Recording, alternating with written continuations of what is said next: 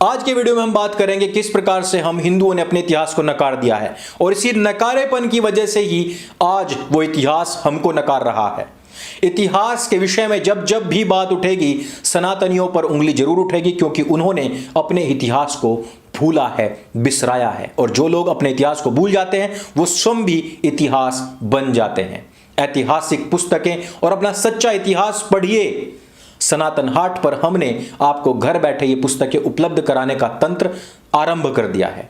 इसको अपना साथ दीजिए, इसको अपना मंत्र दीजिए और इसको अंगीकार कीजिए। आज ही सनातन हाट से अपना सच्चा इतिहास अवश्य खरीदिए।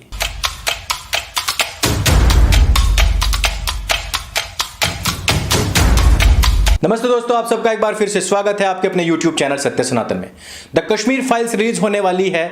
पिछली बार भी इसकी रिलीज रुक गई थी और इस बार भी PIL दर्ज करा दी गई है।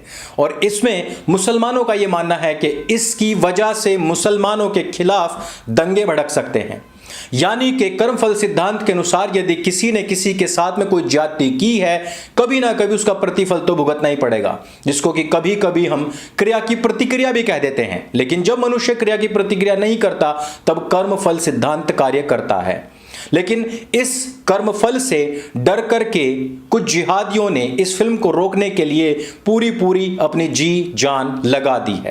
पहली बार भारत के इतिहास में ऐसा हो रहा है कि किसी नेकेड ट्रूथ को, किसी नंगे सच को दिखाने का प्रयास किसी डायरेक्टर ने किया है, लेकिन उसको रोकने के लिए भी एड़ी चोटी के जोर जिहादियों ने लगा दिए हैं।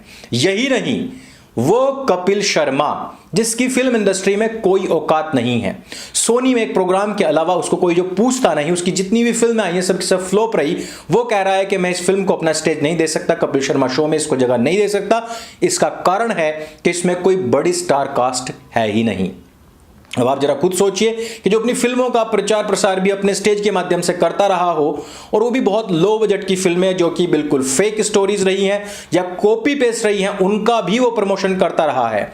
बहुत सारी ऐसी फिल्में जो कि भारत के खिलाफ प्रोपेगेंडा आधारित थी, उन सब का भी वो प्रचार और प्रसार करता रहा है। आज वो कह रहा है कि अनुपम खेर और मिथुन चक्रवर्ती जैसे लोग और विवेक अग्निहोत्री जैसे डायरेक्टर को वो अपना मंच नहीं दे सकता।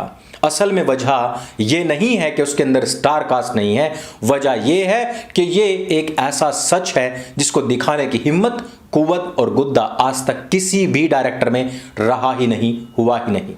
मैं इस बात को बताते हुए बड़ा गर्व महसूस करता हूं कि 7 फरवरी के दिन, जिस समय पर शिकारा मूवी रिलीज हुई थी आज से तकरीबन 2 साल पहले, उस दिन सिनेमा हॉल के अंदर घुस करके विधु विनोद चोपड़ा का बहिष्कार करने और उसको वहीं पर उसकी आंखों के सामने सीधे मुंह से गाली देने वाला मैं था। और वहीं पर जो हमारे मित्र थी, उन्होंने विधु विनोद चोपड़ा को, क्योंकि वो कश्मीरी हैं, उन्होंने वहीं पर वो सारी बातें कही थी। आज भी वो सारी वीडियोस मेरे मोबाइल के कैमरा में सेव है। अभी भी सोशल मीडिया पर काफ़ी प्रचारित और प्रसारित वो वीडियो हो रही है, लेकिन उससे आगे की और पीछे के जितने भी वीडियोस हैं वो सारे के सारे आज भी मेरे कैमरा में सेव हैं। उसी दिन हमने सुशील पंडित जी के घर जाकर के इंटरव्यू भी किया था और वो उसी दिन हमने रिलीज भी किया था और शिकारा मूवी का सच पूरी दुनिया के सामने हमने रखा था। और यहां पर भी हमारा आग्रह यही था कि विवेक जी, बैलेंस करने का प्रयास मत करना। शिकारा का हश्र हमने देख लिया है और वो करने का कार्य भी हमने ही किया था। इसमें बैलेंस प्लीज मत करना, इसमें बिल्कुल जो नेकेड ट्रूथ है आप वही दिखाना। और इसमें हमने यह भी कोशिश की थी सभी यूट्यूबर्स ने कि देखिए, बड़े जितने भी मंच हैं वो आपको लेंगे नहीं, बिल्कुल नहीं लेंगे, क्योंकि सच्चाई से उनका कोई दूर दूर का रिश्ता नहीं है, नाता नहीं है। वो उन्हीं लोगों को मंच देते हैं जो हिंदुओं को, ब्राह्मणों को विलन दिखाएंगे, गुंडे दिखाएंगे। उन लोगों को मंच देते हैं जो कहते हैं कि हम पूरा प्रयास करते हैं कि आतंकवादी मुसलमान ना दिखाया जाए। उनके लिए उनके मंचों पर भरमार है, लेकिन हम लोग आपके साथ में खड़े हुए हैं। और आप चाहें तो हमारे जितने भी छोटे छोटे ये माध्यम हैं, इनके माध्यम से यह प्रचार और प्रसार कर सकते हैं। लेकिन हो सकता है कि उनके पास में समय का अभाव रहा हो सकता है क्योंकि उनको लगातार धमकियां मिल रही हैं, लगातार उनके खिलाफ केस दर्ज हो रहे हैं, तो हो सकता है कि उनके पास में समय ना हो। लेकिन यह हमारा तो फर्ज बनता है कि हम आह्वान करें कि प्रत्येक व्यक्ति जो भी इस विषय में क्लियर हो कि हम सब लोगों के खिलाफ एक ऐसा जिहादी मजहब जिसको कि अपने से अलावा सबके सब वाजिबुल कत्ल लगते हों, जिन्होंने हर क्षेत्र में अपने जिहाद को बढ़ाने के लिए हम सबको टारगेट किया हुआ है, उस प्रत्येक व्यक्ति को जाकर के ये फिल्म देखनी चाहिए। आप ये जानकर के हैरान होंगे कि हमारे देश का कोर्ट इस बात को कह चुका है कि वहां से जब हिंदुओं को मारकर खदेड़ा गया, जब वहां पर पोस्टर्स लगे, जो वो वीडियोस हैं, वो सब भी एविडेंस के रूप में हम नहीं देख पा रहे। एक होता है धृतराष्ट्र जो कि जन्मांध होता है, और एक होती है गांधारी जो समाज को, दुनिया को देखकर भी अपनी आंखों पर पट्टी बांध लेती है, और उससे भी प्रो अल्ट्रा मैक्स प्लस या कुछ और भी जोड़ दीजिए, वहां आता है हमारे देश का विधान, हमारे देश के कोर्ट अदालतें, जो पत्थर की तो है ही, ऊपर से आंखों पर पट्टी भी बांध रखी है। तो उनसे हम न्याय की भला क्या उम्मीद कर सकते हैं जब हमारे देश का कोर्ट इस बात को कह दे कि कोई एविडेंस नहीं है, कोई प्रूफ नहीं है। वो जो लाखों लोग इस बात की गवाही दे रहे हैं वो भी प्रूफ नहीं है। और वहां पर जितने भी लोगों को मार करके भगाया गया, जो नारेबाजी हुई, जो दीवारों पर लिखा गया, जो अखबारों में आया, जो इश्तिहार छपे, जो पाकिस्तान की तरफ से कहा गया, जो यहां कश्मीर के जिहादी मुसलमानों आतंकवादियों की तरफ से कहा गया, और जो अब तक बदस्तूर जारी है, वो कुछ भी हमारे कोर्ट के सामने एविडेंस था ही नहीं। आप जरा सोचिए कि लॉबी कितनी तगड़ी है। आज एक व्यक्ति इस सच को दिखाने के लिए अपना पूरा का पूरा करियर दांव पर लगा करके खड़ा हुआ है। वो फिल्म एकमात्र फिल्म नहीं है, वो हम सब लोगों की सच्चाई है। कुछ लोगों का अतीत है और कुछ लोगों का भविष्य है और कुछ लोगों का चल रहा वर्तमान भी है, क्योंकि ऐसे बहुत सारे कश्मीर इस देश के अंदर बन चुके हैं जहां से हिंदुओं को पलायन करना पड़ा है, और तरीके वही हैं। स्टार्टिंग यहीं से होती है, बहन बेटियों को छेड़ना, उनके रोजगारों पर कब्जा करना, उनके घरों पर कब्जा करना, उनके घरों में मांस के टुकड़े फेंकना, और फिर उनको डराना धमकाना, पलायन करवाना, और फिर धीरे धीरे आतंक मचाना, और फिर मस्जिदों से सीधे सीधे ऐलान कर देना कि या तो हम में मिल जाओ, या मारे जाओ, या फिर भाग जाओ। जब इस तरीके की चीजें होती हैं तो कोई एक, लाखों में कोई एक मर्द खड़ा होता है और वो उस सच्चाई को दिखाने का प्रयास करता है, उस झूठ से लड़ने का प्रयास करता है, जो कि पूरी मानव जाति को शर्मसार करने के लिए पैदा किया जाता है। उस झूठ से लड़ने का एक नाम जो आज की तारीख में है वो है विवेक अग्निहोत्री। इससे भी थोड़ा सा आगे चलिए और आप जरा सोचिए कि इस देश के अंदर इतिहास को लिखने वाले लोगों ने कितना मैनिपुलेशन किया है। जबरदस्त तरीके से यहां पर हिंदुओं को लाखों की तादाद में मार दिया गया, भगा दिया गया, पूरा का पूरा कश्मीर खाली करवा लिया गया, और उसको लैंड, इस्लामिक लैंड के नाम पर घोषित कर दिया गया।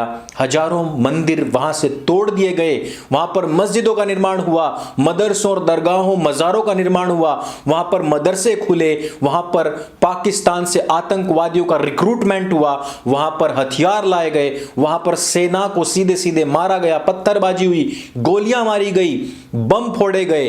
यही नहीं, पुलवामा में जो कुछ हुआ वो आपको पता ही है। ये सारी चीजें हुई, लेकिन हमारे देश के अंदर इतिहासकार, कुबुद्धिजीवी, वामपंथी गिरोह और अवार्ड वापसी गैंग समेत हमारे देश का मीडिया इस पर चुप रहा कि यह क्या रातों रात हो गया। फिर भी चुप रहा। मंदिरों को जला दिया गया, विद्यालयों को जला दिया गया, बहन बेटियों की अस्मतें लूटी गई, लेकिन फिर भी उस जिनोसाइड को छिपाया गया। और इन सब के बावजूद यदि सच्चाई आज फिर से हमें पुकार रही है और हम पीछे हट जाएं, तो इससे बड़ा दुर्भाग्य हम सब लोगों के लिए नहीं हो सकता। इस फिल्म को इतना ज्यादा देखिए, लोगों को प्रेरित कीजिए कि कपिल शर्मा जैसे जितने भी भांड हैं इन सब के मुंह पर तमाचा लगे। हर एक व्यक्ति लोगों को प्रेरित करे कि इस फिल्म को हमने देखना है। हम किसी भी ऐसे प्रचार माध्यम के मोहताज नहीं हैं कि जहां पर कराची वुड का, दाऊद वुड का प्रचार और प्रसार होता हो।